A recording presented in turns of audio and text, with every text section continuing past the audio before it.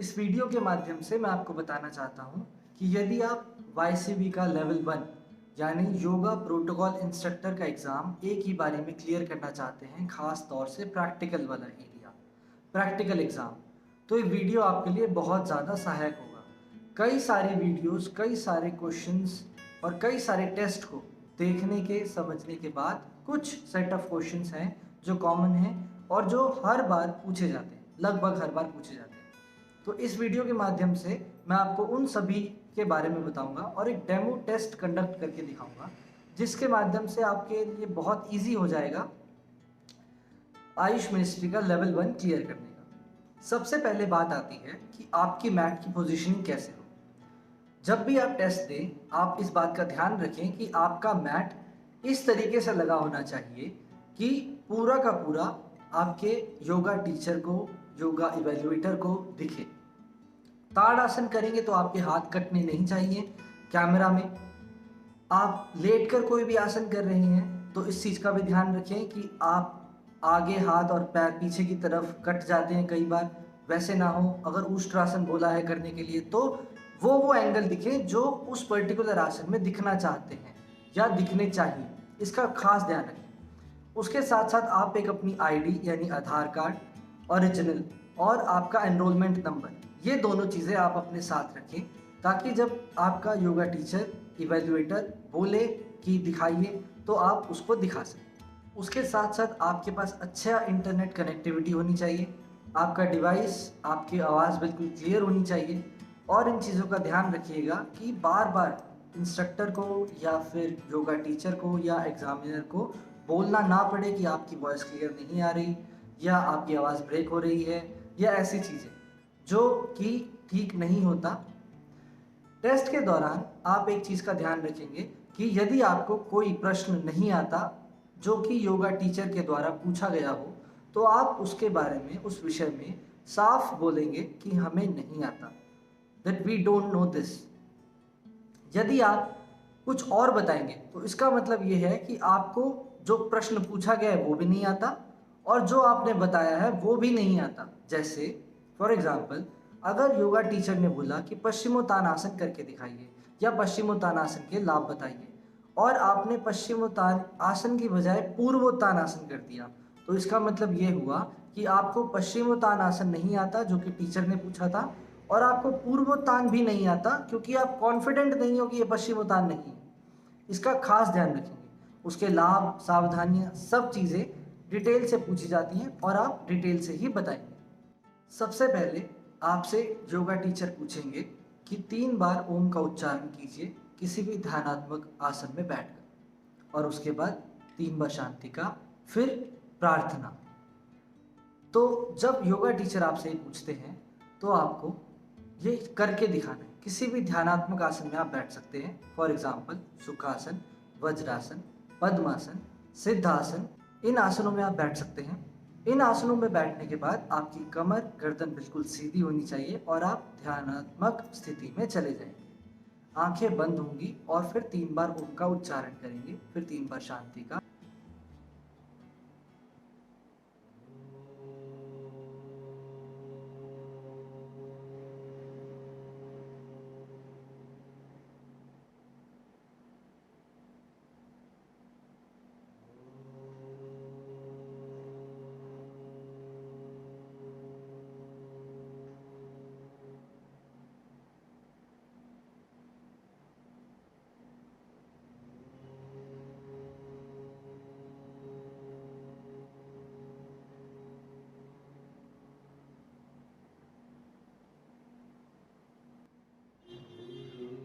ब्रह्मा गुरुर्विष्णु गुरुदेवो महेश्वरा गुरु साक्षात् परब्रह्मा तस्मै श्री गुरुवे तस्मै श्री गुरुवे।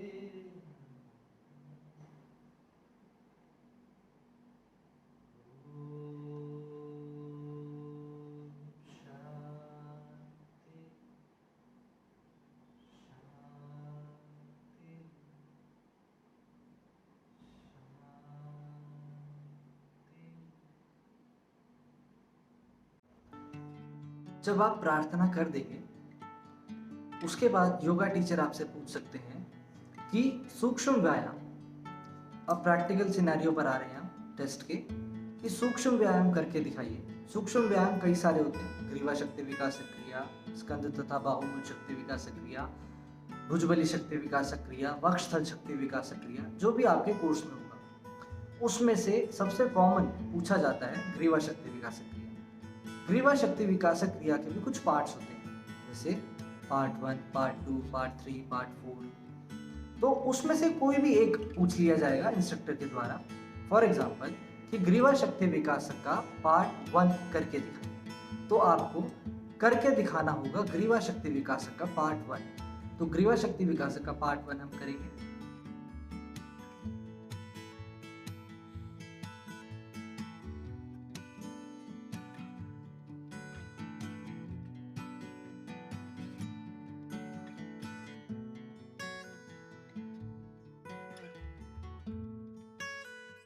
सूक्ष्म व्यायाम करवाने के बाद आपसे पूछा जाएगा इसका थ्योरी पार्ट। तो सूक्ष्म व्यायाम किसके द्वारा इंट्रोड्यूस किए गए थे? तो सूक्ष्म व्यायाम बताए गए थे स्वामी धीरेन्द्र ब्रह्मचारी के द्वारा। तो स्वामी धीरेन्द्र ब्रह्मचारी जी के गुरु का नाम क्या था? स्वामी धीरेन्द्र ब्रह्मचारी जी के गुरु का नाम था महर्षि कार्तिकेय। महर्षि कार्तिकेय कहाँ से थे? तो महर्षि कार्तिकेय हिमालय के थे। पूरा मतलब हुआ कि सूक्ष्म व्यायाम स्वामी धीरेन्द्र ब्रह्मचारी जी के द्वारा बताया गया, जिनके गुरु महर्षि कार्तिकेय थे और जो हिमालय से थे। सूक्ष्म व्यायाम के बाद बारी आती है स्थूल व्यायाम की। स्थूल व्यायाम आपके कोर्स के अंदर बता रखे हैं हृदय गति, इंजन दौड़ और सर्वांग पुष्टि। तो आपके सामने वाला योगा टीचर दोनों में से कुछ भी पूछ सकता है। तो मैं आपको दोनों ही करके दिखाऊंगा, सर्वांग पुष्टि भी और इंजन दौड़ भी।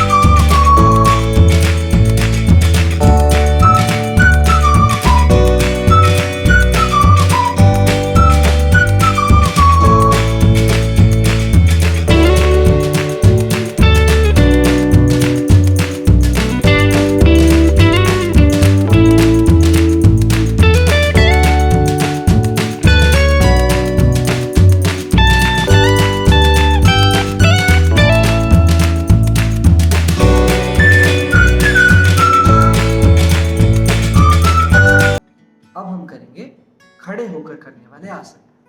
खड़े होकर करने वाले आसनों में हम करेंगे त्रिकोण आसन। आपके कोर्स के अकॉर्डिंग कई सारे आसन मेंशन हैं, जिसमें से आपसे कोई भी एक आसन पूछा जा सकता है। जैसे त्रिकोण आसन पूछा गया। त्रिकोण आसन करने के बाद आप उसको 10 सेकंड के लिए होल्ड करें या 20 सेकंड के लिए होल्ड करें और फिर उसके बाद उसका काउंटर पोस्चर करके दिखाएं। काउंटर पोस्चर यानी कि जैसे अगर हमने त्रिकोण राइट साइड से करा है तो हमें त्रिकोण लेफ्ट साइड से भी करना है, ये उसका काउंटर पोस्चर होगा। काउंटर पोस्चर्स बहुत ही ज़्यादा ज़रूरी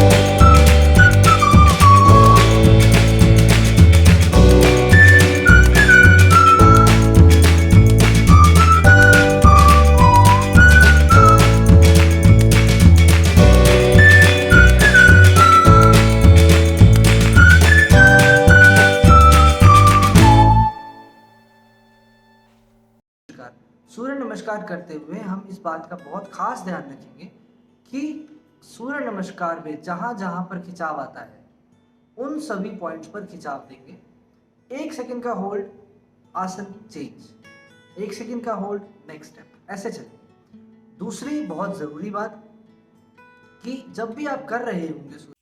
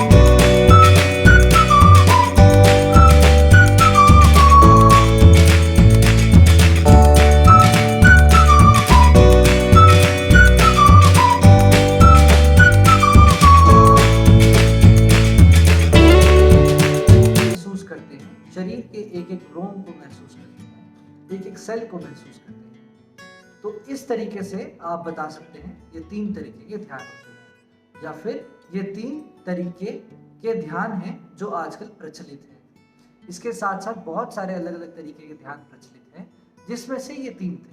वैसे एक बिंदु पर कंसंट्रेट करना भी ध्यान होता है, सांस पर कंसंट्रेट करना भी ध्यान होता है, प्राणायाम और इसके साथ साथ मंत्र उच्चारण के साथ मतलब सो हम का भी ध्यान होता है, किसी भी मंत्र को बोलना भी ध्यान होता है, किसी मूर्ति पर फोकस।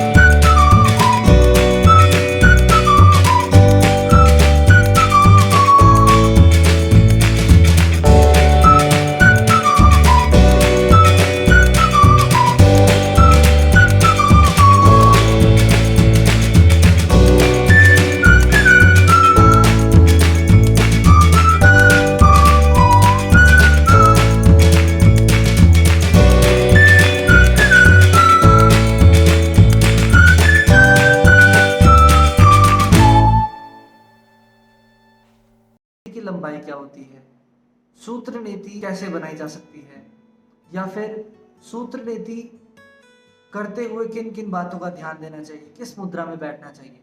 तो उन्हीं सभी तरह के प्रश्नों का मैं अब उत्तर दूंगा। पहला प्रश्न है, सूत्र नीति की लंबाई कितनी होनी चाहिए। सूत्र नीति की लंबाई 7 से 8 इंच तक लंबी हो सकती है। दूसरा प्रश्न है, सूत्र नीति का कितना इंच तक का हिस्सा मोम में कड़ा रहे और बाकी हिस्सा सॉफ्ट रहे। तो अगर 8 इंच की सूत्र नीति है तो 4 इंच तक का हिस्सा मोम से कड़ा हो जाना चाहिए और बाकी का 4 इंच का हिस्सा सॉफ्ट रहे। ठीक है। इसके बाद पूछा जा सकता है कि किस मुद्रा में बैठकर, किस आसन में बैठकर सूत्र नीति को करना चाहिए। तो उत्तर है इस चीज का कि आप सूत्र नीति को कागासन में या उकड़ू बैठकर कर सकते हैं। इसके बाद प्रश्न उठ सकता है कि सूत्र नीति करते हुए सूत्र नीति की मोटाई, ब्रेड्थ कितनी हो।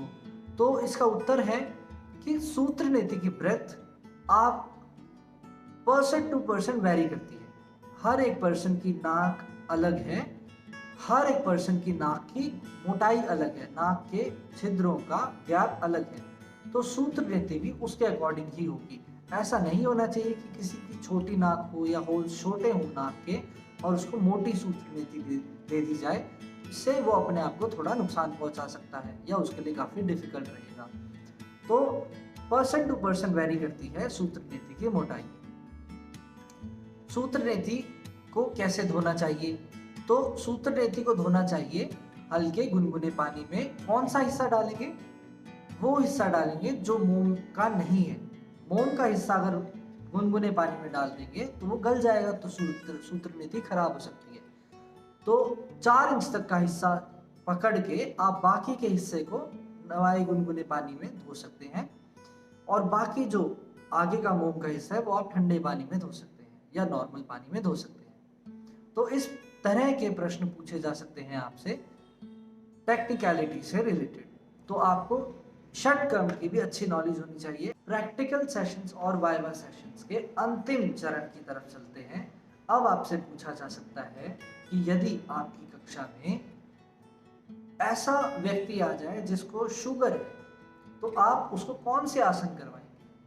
तो आपके उत्तर होने चाहिए, आप तुरंत 3-4 आसनों के नाम लेंगे जो उस पर्टिकुलर बीमारी से रिलेटेड फायदेमंद हैं, जैसे मंडूकासन, वक्रासन, पवन मुक्तासन, कटी चक्रासन। तो ये सभी आसन कौन से हैं जो शुगर वाले इलाके, मतलब आपके लोअर एब्डोमेन वाले इलाके, नाभि के आसपास वाले इलाकों के लिए बढ़िया हैं। तो आप उसी तरीके से उस व्यक्ति को आसन करवाएंगे जिससे उसको लाभ हो। उसके बाद आपसे पूछा जा सकता है कि आप अपनी क्लास में पश्चिमोत्तानासन करवाइए। तो आपको पश्चिमोत्तानासन करवाना होगा बिना करके दिखाए। तो वो कैसे होगा? आपको इतनी अच्छी फ्लुएंसी होनी चाहिए आपकी कि आप सामने वाले को अपनी भाषा से ही, अपने शब्दों से ही करवा दें। सामने वाले को कंफ्यूजन ना रहे कि अब मुझे कैसे सांस भरनी है, कैसे सांस छोड़नी है, किन किन बातों का ध्यान देना है, कैसे कोई आसन करवाना है, उसके इंस्ट्रक्शंस आपको डिक्टेट करने होंगे। इसके साथ साथ आपको बताना होगा उसके कॉन्ट्राइंडिकेशंस के बारे में, उसके लाभ के बारे में, उससे होने वाले नुकसान के बारे में, उसको करते हुए सावधानियों के बारे में, उसके काउंटर पोस्चर के बारे में। तो जैसा मैंने बताया कि हम पहला आसन लेंगे पश्चिमोत्तानासन। तो मैं इंस्ट्रक्टर हूँ, तो मुझे करवा के दिखाना है। तो वो कैसे करवाऊंगा मैं? धीरे से दंड आसन में बैठ जाइए। दंड आसन यानी कि एल पोस्चर, पैर बिल्कुल सीधे, कमर बिल्कुल सीधी, दोनों पैरों के पंजे अंदर की तरफ खींचे हुए, दोनों हाथों को साइड से उठाइए, सांस को भरते हुए। सबसे पहले अपने हाथों को पूरा ऊपर खींचिए। अब सांस को छोड़ते हुए अपनी लोअर बैक से फॉरवर्ड बेंड करना शुरू कीजिए। कोशिश कीजिए कि आप अपने पैरों के अंगूठों को ग्रिप कर लें। यदि आप पैरों के अंगूठों तक पहुंच जाते हैं तो और आगे जाने की कोशिश कीजिए। अपने पैरों के पंजों को पकड़िए। पैरों के पंजों को पकड़ने के बाद आप अपने सिर को शिन बोन पर लगाने की कोशिश करेंगे, एक्सेल करते हुए। इस तरीके से आप बताएंगे। अब सांस को भरते हुए वापस आए, दोनों हाथ सामने से ऊपर उठाएंगे और साइड से दोनों हाथों को नीचे रख देंगे और विश्राम करेंगे दंडासन में। इस प्रकार से पश्चिमोत्तानासन किया जाता है। अब हम पूर्वोत्तानासन करेंगे जो कि इसका काउंटर पोस्चर है। काउंटर पोस्चर क्यों जरूरी होता है? किसी भी पोस्चर को करने से आपके शरीर में कुछ तरह से खिंचाव आते हैं। जैसे पश्चिमोत्तानासन करने से आपकी कमर पे और आपके हैमस्ट्रिंग्स पे खिंचाव आता है। काउंटर पोस्चर करने से वो खिंचाव रिलीज हो जाता है।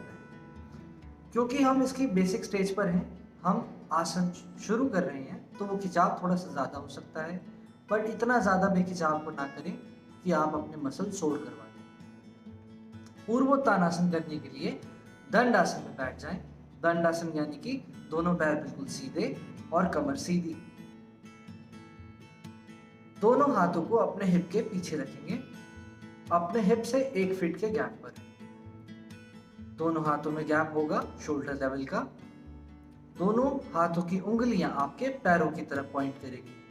सांस को भरते हुए अपने हिप को ऊपर उठाएं, अपनी कमर को ऊपर उठाएं और हेड को पीछे ढीला छोड़ दें। कोशिश करें कि आपके पैर मिले हुए रहें और पैरों के अंगूठे जमीन पर टच हों, पैरों के पंजे जमीन पर टच हों।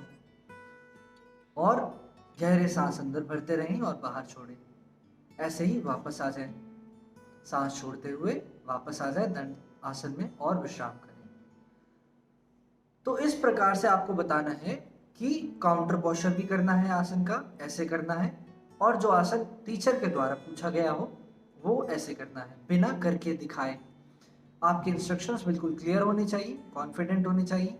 इंस्ट्रक्शंस के अंदर छोटी छोटी सावधानियों का ध्यान रखिएगा कि पंजे कैसे, पंजों की स्थिति, सांस कैसे भरनी है, कैसे छोड़नी है, कब रिलैक्स करना है, कब स्ट्रिक्ट करना है अपनी बॉडी को, अवेयर करना है अपनी बॉडी को, कब अपनी बॉडी को लेट गो करना है। तो इन सारी बातों का आप ध्यान रखिएगा। इसके साथ साथ आपको बताना होगा कि पश्चिमोत्तानासन करने से क्या क्या लाभ होते हैं, कि आपकी स्पाइन लचीली होती है, आपके हैमस्ट्रिंग्स मसल्स स्ट्रॉन्ग बनते हैं। आपको बताना होगा इससे होने वाली सावधानियों के बारे में, कि अगर कमर में दर्द हो, लोअर बैक पेन हो या हर्निया से रिलेटेड दिक्कत हो तो इस आसन को ना कीजिए। ठीक, तो ये सारी चीजें आपको आसन करने से पहले बतानी होंगी, ताकि आप आसन में और अच्छे से जा सकें और इसको और अच्छे से समझा सकें और समझ सकें। तो ये सारी बातें बताई मैंने आपको इस पूरी वीडियो में, जो कि बहुत ज़्यादा लाभदायक रहेगी, बहुत ज़्यादा सहायक रहेगी आपको, कि आपका जो लेवल 1 का मतलब योगा प्रोटोकॉल इंस्ट्रक्टर का एग्ज़ाम चुटकियों में क्लियर हो जाएगा, प्रैक्टिकल और वाइवा। आशा करता हूँ आपको ये वीडियो सहायक लगा होगा, पसंद आया होगा। इसको लाइक और शेयर ज़रूर